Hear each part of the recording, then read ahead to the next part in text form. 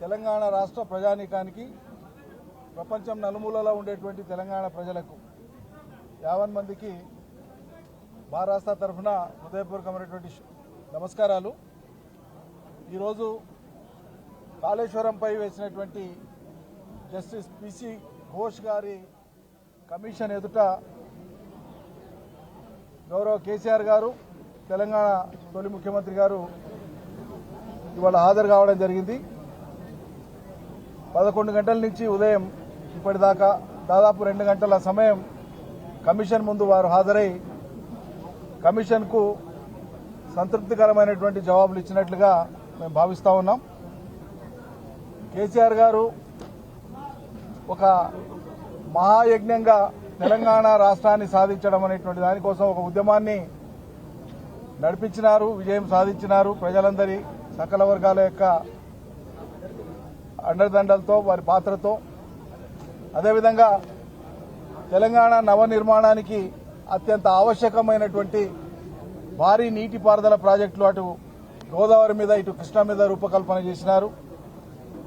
అంతర్రాష్ట్ర వివాదాలకు తావు లేకుండా సత్వరంగా అత్యంత వేగంగా తెలంగాణ ప్రజానీకానికి, రైతాంగానికి సాగునీటితో పాటు మంచినీళ్లు రాష్ట్ర ప్రజలకు రావడం ద్వారా భిన్న రంగాల అభివృద్ధికి దోహదం చేస్తుంది. సాగునీటి రంగము, వ్యవసాయ రంగము మిగతా అన్ని రంగాలకు దోహదం చేస్తుందని చెప్పి నిర్దిష్ట కాలంలో అత్యంత వేగంగా ప్రాజెక్టులు పూర్తి చేయడం మూలంగా ప్రజాధనం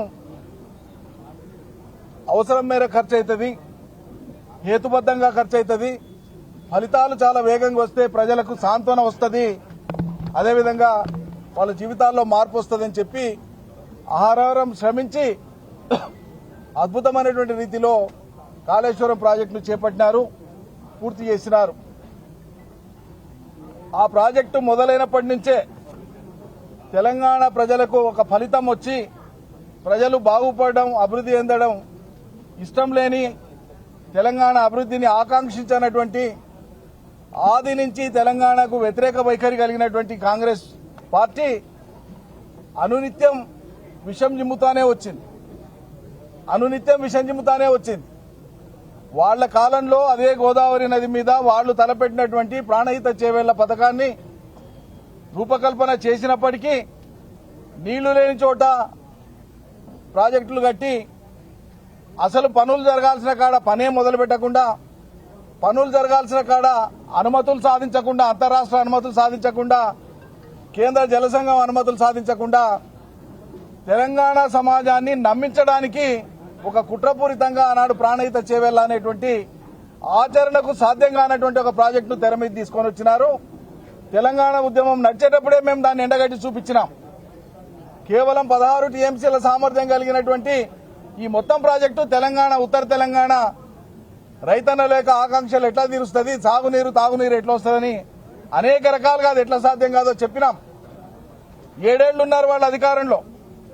ఇటు రాష్ట్రంలో కానీ, అటు మహారాష్ట్రలో కానీ, అటు ఢిల్లీలో కానీ ఏ రకమైన అనుమతులు సాధించలే. ఆ ప్రాజెక్టును వాళ్ళు పూర్తి చేస్తే ఎవరు అడ్డం పడలే. కానీ వాళ్ళు వాళ్ళ చేతగానితనాన్ని కప్పిపుచ్చుకోవడం కోసం ఒకసారి కాళేశ్వరం ప్రాజెక్టు మొదలై రీడిజైనింగ్ అయ్యి ప్రాజెక్టు రూపకల్పన చేసి పనులు మొదలై వాళ్ళ కాలంలో, కాంగ్రెస్ కాలంలో ఏదైనా ఒక ప్రాజెక్టు కడితే ఈ రాష్ట్రంలో కానీ, దేశంలో కానీ దశాబ్ద కాలం లోపల ఫలితం ఇచ్చిన ఒక్క ప్రాజెక్టు లేదు కాంగ్రెస్ కట్టింది ఈ దేశంలో. ఏ ప్రాజెక్టు కట్టినా 30 ఏళ్లు, 35 ఏళ్లు, 40 ఏళ్ల కాలం తీసుకున్నారు. ఆ విధంగా కాలయాపన చేసి ఫలితాలు, ఈ తరం అనుభవించాల్సిన ఫలితాలు వచ్చేటువంటి తరం కూడా అనుభవించదో అటువంటి స్థితి కల్పించినారు. కానీ కేసీఆర్ గారు తెలంగాణ తెచ్చుకున్నదే ఈ నీళ్లను తెలంగాణ రైతన్నలకి ఎనికే, తెలంగాణ పల్లెలకి ఎనికే, దాహర్తి తీర్చనికే, ఇక్కడ ఉన్న కరువును పారదోలనికే, ఇక్కడ ఉండేటువంటి రైతుల ఆత్మహత్యలు ఆపనికే, ఇక్కడ పసిడి పంటలు పండనికే మనం ప్రాజెక్టులు కడుతున్నామని చెప్పి ఉరుకుల పరుగుల మీద అటు పాలనా యంత్రాంగాన్ని, ఇటు ఇంజనీరింగ్ యంత్రాంగాన్ని, మంత్రిమండలి బాధ్యత తీసుకొని నిపుణుల యొక్క సూచనలు, సలహాల మేరకు, కేంద్ర జలసంఘం యొక్క అనుమతుల మేరకు, కేంద్ర జలసంఘం సూచనల మేరకు పొరుగు రాష్ట్రంతో ఒప్పందం చేసుకొని ముంపు సమస్య లేకుండా, అటవీ సమస్య లేకుండా పర్యావరణ సమస్య లేకుండా అన్ని రకాల అనుమతులను పొంది నిపుణులు సూచించిన మేరకే ప్రాజెక్టును రూపకల్పన చేసి అత్యంత వేగంగా నిర్మాణం చేసి ఫలితం ఇచ్చినాం ప్రజలకు. ఇది వాళ్ళ కంటగింపు. ఏనాడు కూడా కాంగ్రెస్ దీన్ని ఈ అభివృద్ధిని హర్షించలేదు, స్వాగతించలేదు. తెల్లారితే పొద్దుముక్తే అబాండాలు వేసే దాని మీదనే వాళ్ళ ప్రచారం కొనసాగుతూ వచ్చింది. 84,000 రూపాయలు 84,000 కోట్లు ఖర్చు అయిన నాటికే 2 లక్షల కోట్ల అవినీతి జరిగిందని చెప్పి మాట్లాడినటువంటి నీచపు ప్రవర్తనను, నీచపు లేఖితనాన్ని వాళ్ళు వ్యక్తం చేస్తూ ప్రజల్ని పక్కదారి పట్టించాలనేటువంటి ప్రయత్నం చేసినారు. అయినా ప్రజలకు అర్థమైంది, నీళ్లు వచ్చినాయి. ఇవాళ ఉత్తర తెలంగాణలో ఉండేటువంటి దాదాపు అన్ని జిల్లాలకు పాత ప్రాజెక్టులకు అనుసంధానం కావచ్చు, స్టెబిలైజేషన్ కావచ్చు, కొత్తగా ఇచ్చే ఆయకట్టు కావచ్చు, 40 లక్షల ఎకరాలకు నీళ్లిచ్చేటువంటి వసతిని కాళేశ్వరం ద్వారా 2 టీఎంసీల ద్వారా మనం ఆల్రెడీ సదుపాయాలు కల్పించినాం. ముందు చూపుతోన పొరుగున ఉండేటువంటి ఆంధ్రప్రదేశ్ రాష్ట్రం నుంచి భవిష్యత్తులో నీటి వాటాలకు సంబంధించినటువంటి అంశాలలో వాళ్ళది పైచేయి కాకుండా ఉండాలనేటువంటి ఉద్దేశంతో వ్యూహాత్మకంగా 3వ టీఎంసీకి సంబంధించినటువంటి పనులను కూడా వ్యూహాత్మకంగా ప్రారంభించడం జరిగింది. ఇవన్నీ తెలంగాణ ప్రజల మేలు కోసం చేసినటువంటివి. తెలంగాణ ఆర్తితోన ఆ కడుపులో ఉండేటువంటి ఆ తెలంగాణ ప్రజల పట్ల ఉండేటువంటి ఆ ఆర్ద్రతతోన చేపట్టినటువంటి కార్యక్రమాలు. కానీ ఇవాళ కాంగ్రెస్ పార్టీ అధికారంలోకి వచ్చిన తర్వాత కాళేశ్వరం నీళ్లను సకాలంలో రైతులకు ఇవ్వకుండా కేవలం కాళేశ్వరం అంటే ఒక బ్యారేజ్ కాదు, మీ అందరికీ తెలుసు, ప్రజలందరికీ తెలుసు. కాళేశ్వరం అంటే ప్రాజెక్టుల సమూహం లేదా సముదాయం. ఇది ప్రాజెక్టుల సముదాయం. 3 పెద్ద బ్యారేజ్లతో పాటు, రిజర్వాయర్లతో పాటు, అండర్ గ్రౌండ్ టనల్స్ తో పాటు, ఓపెన్ కెనాల్స్ తో పాటు, పంపింగ్ స్టేషన్స్ తో పాటు మైళ్ల కొద్ది దూరం నడిచేటువంటి డిస్ట్రిబ్యూటరీ నెట్వర్క్ తోన ప్రపంచంలోనే అత్యద్భుతమైనటువంటి ఒక మేజర్ లిఫ్ట్ ఇరిగేషన్ ప్రాజెక్టును ప్రపంచానికి, సాగునీటి రంగంలో ప్రపంచానికి పరిచయం చేసినటువంటి ఘనత కేసీఆర్ నాయకత్వాన బీఆర్ఎస్ ప్రభుత్వం చేసింది అన్నాడు. దీన్ని హర్షించాల్సింది పోయి కేంద్ర జలసంఘ నిపుణులు ఆనాడు ప్రాజెక్టును సందర్శించి వాళ్ళు చెప్పినారు, it is an engineering Marvel అన్నారు. ఇంజనీరింగ్ వ్యవస్థలో ఇది మా అద్భుతమని కొనియాడినారు. ఆనాడు ఉండేటువంటి గవర్నర్ నరసింహన్ గారు పోయి కాళేశ్వరం దీని యొక్క అద్భుతం, ఇది భవిష్యత్తులో మానవాళికి ఎంతో ఉపకరించేటువంటిది అని చెప్పినారు. వాళ్ళు ఎక్కడో చైనాలో 3 గ్యాడ్జెస్ డ్యామ్ అనేటువంటిది చాలా పెద్దది కడితే ప్రాజెక్టుల రంగంలో ప్రపంచం మొత్తంలో చైనా ఒక అగ్రగామి అన్నట్లు, అంతకు మించి ఏం జరగదన్నట్లు అందరూ కూడా దాన్ని కొనియాడినారు. కానీ ఇవాళ భారతదేశంలో కట్టినటువంటి కాళేశ్వరం ప్రాజెక్టు ఒక తెలంగాణకే తలమానికం కాదు. ఇది భారతదేశ ఇంజనీరింగ్ నిపుణుల వ్యవస్థకు, సాగునీటి వ్యవస్థకు ఒక తలమానికమైనటువంటి ప్రాజెక్ట్ ఇది.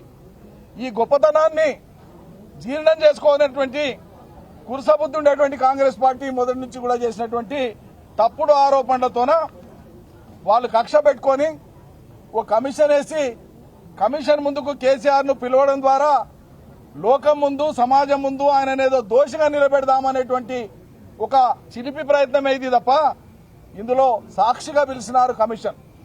ఇది గమనించాల్సినటువంటి విషయం. కేసీఆర్ గారిని ఒక సాక్షిగా కమిషన్ పిలిచింది. కమిషన్ యొక్క పరిధిలో మేము కమిషన్ యొక్క విధిని, కమిషన్ యొక్క హెడ్ ను మేము సంపూర్ణంగా గౌరవిస్తాం. అదే సమయంలో ప్రభుత్వం యొక్క చిత్తశుద్ధిని మాత్రమే అన్ని సందర్భాల్లో మేము తప్పుపట్టేది, శంకించేది. ఏదైనా ఒక కమిషన్ వేసినప్పుడు కమిషన్ ఆఫ్ ఎంక్వైరీస్ యాక్ట్ కింద టర్మ్స్ ఆఫ్ రెఫరెన్సెస్ అంటారు. కమిషను నిర్ధారించాల్సినటువంటి అంశాలు ఏవి అన్నప్పుడు స్పష్టత ఉండాలి. అక్కడ ఆ స్పష్టత ఇవ్వకుండా కమిషన్ కి ఈరోజు వాళ్ళు అంబిగ్విటీతోన, అస్పష్టతతోన టర్మ్స్ ఆఫ్ రెఫరెన్సెస్ ఇచ్చినారు. ఇది ఇట్స్ ఛాలెంజబుల్ మ్యాటర్. భవిష్యత్తులో కూడా ఇది ఛాలెంజ్ చేయడానికి ఆస్కారం ఉన్న మ్యాటర్. అన్ని వేగ అంశాల మీద ఇచ్చినారు. స్పెసిఫిక్ అంశం అంటూ దాంట్లో ఏమీ లేదు. అన్ని వేగ అంశాల మీద ఇవ్వడమే. అలిగేషన్స్ వచ్చినాయి, ప్రజల నుంచి ఆరోపణలు వచ్చినాయి, కొన్ని సంస్థల నుంచి ఆరోపణలు వచ్చినాయి, కొందరు వ్యక్తుల నుంచి ఆరోపణలు వచ్చినాయి. కాబట్టి మేము కమిషన్ ఇస్తున్నాం, కాబట్టి మీరు ఈ ఆరోపణల మీద నిగ్గు తేల్చండి అని చెప్పి కమిషన్ కు వాళ్ళు టర్మ్స్ ఆఫ్ రెఫరెన్స్ లో ఇచ్చినారు. అక్కడ స్పెసిఫిక్ రెస్పాన్సిబిలిటీ ఫిక్స్ చేసినప్పుడు తెలంగాణ రాష్ట్రమే కాదు, భారత ప్రభుత్వమైనా ఈ దేశంలోని ఏ రాష్ట్ర ప్రభుత్వాలైనా ప్రజల చేత ఎన్నుకోబడినటువంటి ప్రజాస్వామ్య ప్రభుత్వాలు ఎప్పుడైనా సరే ప్రజలు మ్యాండేట్ ఇచ్చిన తర్వాత, ప్రజలకు ఇది చేస్తామని మనం మాట ఇచ్చి మొదలుపెట్టిన తర్వాత కేబినెట్ తీసుకునేటువంటి నిర్ణయం సుప్రీం, అది ప్రజా తీర్పు. కేబినెట్ నిర్ణయం అంటే ప్రజామోదం ఉండేటువంటి అంశం ప్రతిదీ కూడా. ఇది ప్రజాస్వామ్యంలో అందరూ అర్థం చేసుకోవాల్సింది. అది సమిష్టి బాధ్యత. అక్కడ ఎవరో ఒకరో ఇద్దరో వ్యక్తులు పాత్ర పోషించేది ఉండదు. ఈ ప్రాజెక్టు చేపట్టాలి, గోదావరి మీద కృష్ణా మీద ప్రాజెక్టులు చేపట్టాలి, నీళ్లు ఇవ్వాలి. ఎక్కడ ప్రాజెక్టు చేపడితే అనువుగా ఉంటుంది, సాంకేతిక అంశాలేంటి, పర్యావరణ అటవీ సంబంధ అంశాలేంటి, తక్కువ సమస్యలతోనా లేదా సమస్య లేకుండా ఒక ప్రాజెక్టు నిర్దిష్ట గడువులో పూర్తి చేసేటువంటిది ఎట్లా అని ఆలోచించే అన్ని రకాల అనుమతులను తీసుకొని అన్ని సంప్రదింపులు చేసిన తర్వాతనే చట్టబద్దంగానే కాళేశ్వరం ప్రాజెక్టు యొక్క నిర్మాణాన్ని చేపట్టి పూర్తి చేయడం జరిగింది.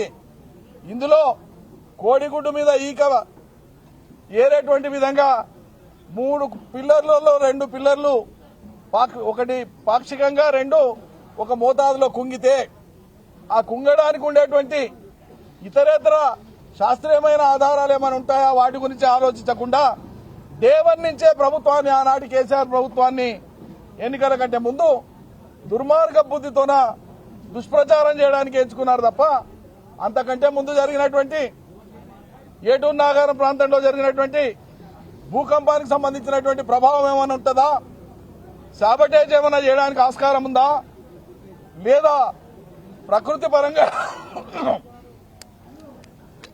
పరంగానే ఏదైనా విపత్తులాగా జరిగిందా, ఈ కోణంలో చూడకుండా దాన్ని కేవలం ప్రభుత్వం యొక్క అసమర్థత అన్నట్లో, లేకుంటే దురుద్దేశం అన్నట్లో, లేకుంటే ఈ ప్రభుత్వం నాణ్యత మెయింటైన్ చేయలేదన్నట్లు రకరకాల ఆరోపణలు చేసి ఇవాళ చిన్నగా చేసి చూపించే ప్రయత్నం చేసినారు. తెలంగాణ ప్రభుత్వం యొక్క గొప్పతనాన్ని, తెలంగాణ ప్రజల అద్భుతమైనటువంటి విజయాన్ని, సాగునీటి రంగ విజయాన్ని చాలా చిన్నగా చేసి చూపించేటువంటి ప్రయత్నం చేసినారు. ఇది చెల్లుబాటు ఏం కాదు. మేము అనుకుంటున్నాం సంపూర్ణంగా కమిషన్ రిటైర్డ్ జడ్జి గారు, సుప్రీంకోర్టు రిటైర్డ్ న్యాయమూర్తి గారు తప్పకుండా ఈ అంశాలన్నింటినీ పరిశీలించేటువంటి క్రమంలో హేతుబద్ధతను వారు తప్పకుండా పరిగణలోకి తీసుకుంటారని చెప్పి మేము నమ్ముతా ఉన్నాం. ఇది ఈ దేశంలో చాలా జరిగినాయి, మేము వాటితో పోలుస్తలేము, కానీ సందర్భం కోసం చెప్తున్నాం. ఈ ప్రభుత్వానికి ఉండేటువంటి కక్షబుద్ధి ఎట్లుంటుందో అని చెప్పడానికి మాత్రమే చెప్తున్నాం. శ్రీశైలంలో పంపులు మునిగిపోయినా, కేఎల్ఐ పంపులు మునిగిపోయినా, ఒట్టెంలో పంపులు మునిగిపోయినా కమిషన్ వేసినా ఒకనాడన్నా మేము డిమాండ్ చేసినాం. అసలు ఇవి జరుగుతుంటాయి, మళ్ళీ ప్రభుత్వాలు రిపేర్ చేసుకోవాలి, ముందుకు పోవాలని ఉదాత్తత ప్రకటించినాం. సాక్షాత్తు ప్రధానమంత్రి గారు ఇనాగరేట్ చేసిపోయినటువంటి ఓ భారీ వంతెన కుప్పకూలిపోయింది.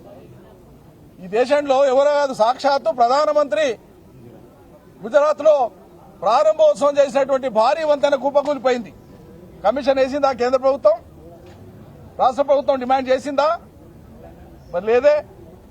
అంటే మీ గత వైఫల్యాల కారణంగా తెలంగాణకు జరిగినటువంటి నష్టాన్ని తెలంగాణ రాష్ట్రం తేవడం ద్వారా పూడ్చే ప్రయత్నం చేసిన కేసీఆర్ మీద మీ కక్ష.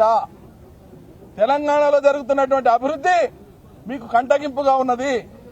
మీరు చేయలేకపోయినటువంటి పని ఇలా తెలంగాణ ప్రజలు చేసుకుంటుంటే ఓర్వలేకపోతుంది కాంగ్రెస్. అందుకోసమే అడుగడుగున కేసీఆర్ ప్రభుత్వం చేసిన పనులను చిన్నగా చేసి చూపించే ప్రయత్నం చేస్తుంది. కానీ ఇది ప్రజల హృదయాల్లో శాశ్వతంగా నిలిచిపోయినటువంటిది, చరిత్రలో ఎల్లప్పటికీ ఉండేది.